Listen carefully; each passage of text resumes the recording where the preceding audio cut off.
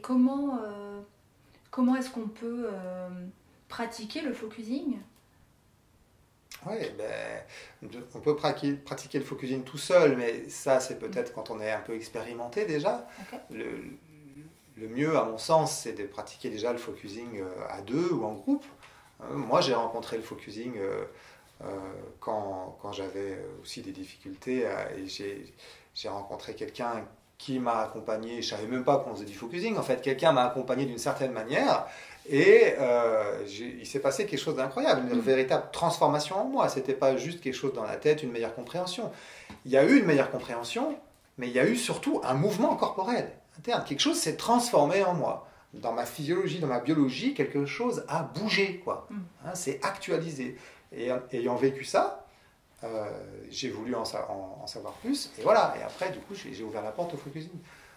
Moi, après, je l'ai pratiqué donc même à distance avec des personnes, parce que j'étais en Nouvelle-Calédonie à l'époque, avec des personnes qui étaient en France. Donc le pratiquer à deux ou en atelier de groupe. L'important, c'est de le vivre, le focusing. Ça ne s'apprend pas comme une recette de cuisine. C'est pas une formation PowerPoint d'apprendre le focusing. C'est pas possible, quoi. Le focusing, on l'apprend en le vivant, en l'expérimentant pour soi-même, parce qu'il y a quelqu'un avec nous qui l'expérimente déjà pour lui-même et qui, du coup, va pouvoir mettre en œuvre cette facilitation de la relation avec soi-même, parce qu'il y a une qualité de relation avec l'autre. Hein, c'est ça. Le focusing, il prend naissance dans la relation avec l'autre, comme un soutien, comme une forme de résonance. La qualité de relation qu'on se donne à vivre ensemble va venir soutenir et faciliter la qualité de relation que je vis avec moi-même, avec ce qui m'arrive à l'intérieur de moi, avec ce que je rencontre à l'intérieur de moi, etc. Donc, à deux, en groupe, ensuite seul, on peut vivre le focusing, en présentiel, à distance, par téléphone ou visio, c'est très bien, puisque c'est avant tout relationnel et ça passe par des phases d'intériorisation. Donc on peut tout à fait faire ça à distance, ouais, bien sûr. Ok. Et comment est-ce que, par exemple, est-ce que moi, est-ce qu'une autre personne pourrait pratiquer avec toi? En individuel, par exemple, avec un entretien pour venir découvrir le focusing. Voilà, on choisit ensemble un sujet que tu souhaites explorer, et puis tu m'en parles. Et puis pendant que tu m'en parles, et ben voilà, on va avancer. Moi, je vais te reformuler des choses, je vais t'amener à ressentir, à me parler de comment tu ressens, et ça va te permettre d'entrer toi dans ton propre processus d'écoute intérieure, d'écoute du ressenti. Donc ça va être pour un sujet en particulier, en individuel. Mais on peut aussi partir de rien, on peut aussi partir de là, tiens, comment je me sens maintenant, là, et puis voir ce qui se passe. Okay. Hein. Et on peut aussi se rencontrer, partager le focusing à travers un parcours en ligne, que je propose plusieurs parcours en ligne qui permet d'apprendre le focusing, qui permet de faire un chemin thérapeutique même avec le focusing. Ça s'appelle se relier à son intuition, puisque pour moi c'est une manière de parler du focusing que je trouve assez universelle.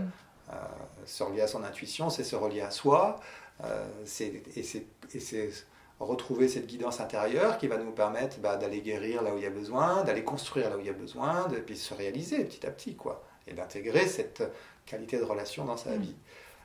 Je propose aussi le parcours des compagnons focusing, où là c'est tous les gens qui ont goûté et qui commencent à avoir envie de mettre ça dans leur vie au quotidien. Et c'est un groupe qui va s'entraider tous les jours, et qu'on va approfondir les qualités de ces états relationnels. On va aller amener plus de conscience, plus de présence encore sur mais comment ça vient d'où, comment ça se joue cette histoire du focusing en fait, qu'est-ce qui fait que c'est vertueux comme ça, c'est quoi la magie qui est dedans.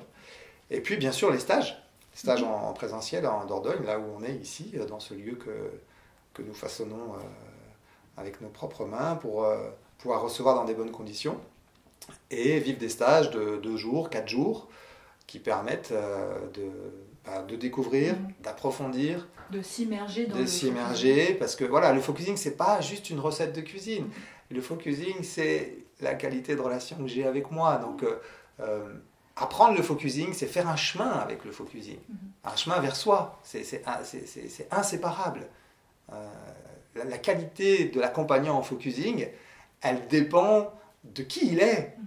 pas juste de sa formation, il dépend de son propre parcours qu'il a et de la propre relation qu'il a avec lui-même en fait. Moi, dans ma démarche, en tout cas, je partage le focusing comme quelque chose d'universel, c'est-à-dire que n'importe qui peut rejoindre un stage, même si c'est un stage qui est déjà très avancé. Parce qu'on a tous le focusing en nous, on a tous cette capacité de se mettre à l'écoute et de se mettre en relation. Et le simple fait d'être avec des gens qui goûtent à cela et qui partagent cela, eh bien ça va nous permettre de très vite comprendre, sentir ce qui se passe et pouvoir rentrer dans le groupe.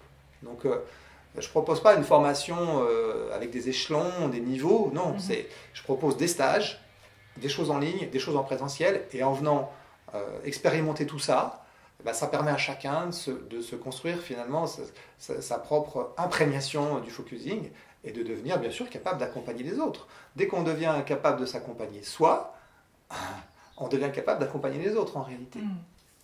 Alors il peut y avoir des stages spécifiques sur l'accompagnement bien sûr, mais voilà, l'idée c'est de baigner dedans, et plus on baigne dedans, eh bien, plus on devient capable pour soi-même et pour les autres.